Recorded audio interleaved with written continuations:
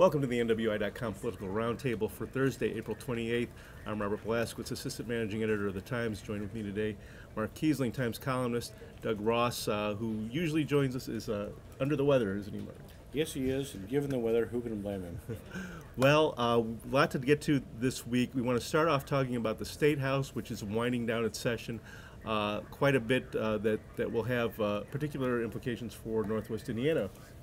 Well, I think one of the things that's going to have a fair implication for Northwest Indiana is removing the Lake County Superior Court County Division from its elected position, where people run in a partisan contest, and put them into a merit selection position with all the other Superior Court judges. So getting them off the ballot. Getting them off the ballot and getting them away from fundraising, away from having to beg for money from lawyers and people, other influential people. And back in submitting applications, being appointed by the commission that would be headed up by the Indiana Supreme Court, right? The Indiana Supreme Court Chief Justice heads a commission that narrows the candidates down to three, the applicants down to three. The governor makes the final selection. I don't see it, quite frankly, as being extremely dramatic at this point. In the history of Lake County, since 1973, when merit selection went into effect, we've only had two judges. 1977, we had Andy George, and about 1990, we had Darlene Mears removed from the bench. Yeah. The judges on merit selection basically run against themselves. They run for retention, not election. There are no opponents. There are four judges that will be brought into the system. Right now, I don't see any of them being controversial enough to warrant being tossed out. Yeah. But it will bring everything into line under one,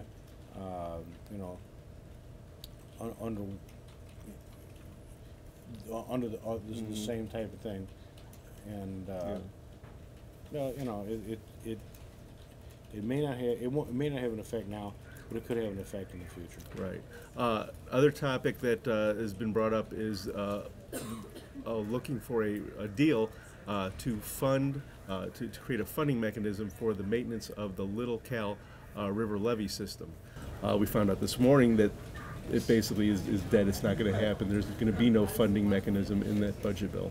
Well, eventually they're going to have to find a funding mechanism. The levees will soon be completed. If you take a look at any of the levees, which I have within the last 4 or 5 days, take a look at any of the levees in the last stages of construction, which are, say, between the Hammond, the Hammond area around Northcott and the state line. It's going to be done very soon. Now, all I've read said those are good for 10 years. I mean, before they're needing any kind of major maintenance. But you don't want to be coming to people in 9.5 years and saying, "Holy mackerel! Now we need some money."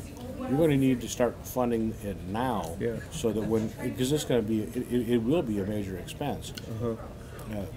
One of the proposals has been using casino money. Another has been creating a conservancy district to fund that. Well, what are the options that you kind of see going forward? My own personal preference is a conservancy district. I think reliance on casino money to do things like preventive maintenance on an ongoing basis is problematic, because, I mean, let's be honest, Robert, if those casinos ever go away, which sometime they may well do, depending on what Chicago does, we're going to be left high and dry, no pun intended. It's the same thing with using casino money to fund your police and your fire departments.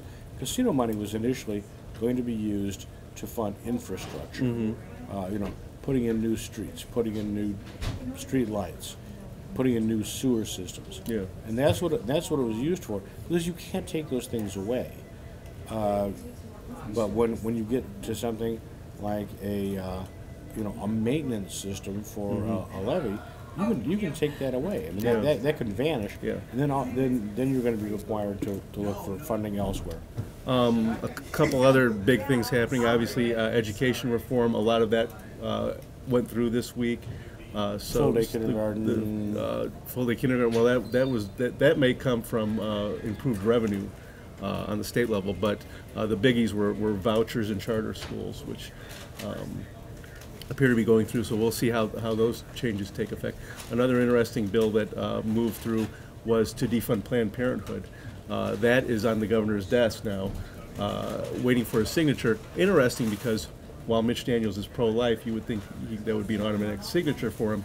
He also talks a lot about fiscal responsibility, and the end result of this bill is it will deny, I think, something like $6 million in funding of things like birth control for low-income people, because basically you can't dictate that federal funds go to one agency and not another. So by singling out Planned Parenthood, they're basically denying Indiana of these federal funds. And Mitch Daniels is in fact pro-life, but I think he's also pro-reality. Right. And, right. And this federal money would not go to abortion. It can't by law go to abortion. Right. And I think he realizes that, and I think he probably realizes that a majority of the people in the state know this. You think if he's running for president, though, in a Republican primary, that he can not sign that bill? I think he needs to sign that bill if he wants the Republican nomination for president. I don't know, because as you point out, none of the money can go to abortion.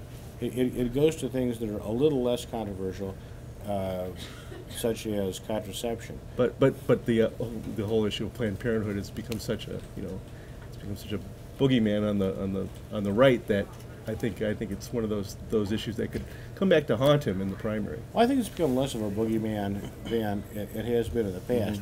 I think the abortion issue remains a boogeyman, and rightfully so. Right. But I think that you can be pro-life and still say, look, we're going to need to fund this. Sure. These types of programs in order to, in order to remain fiscally responsible. Right.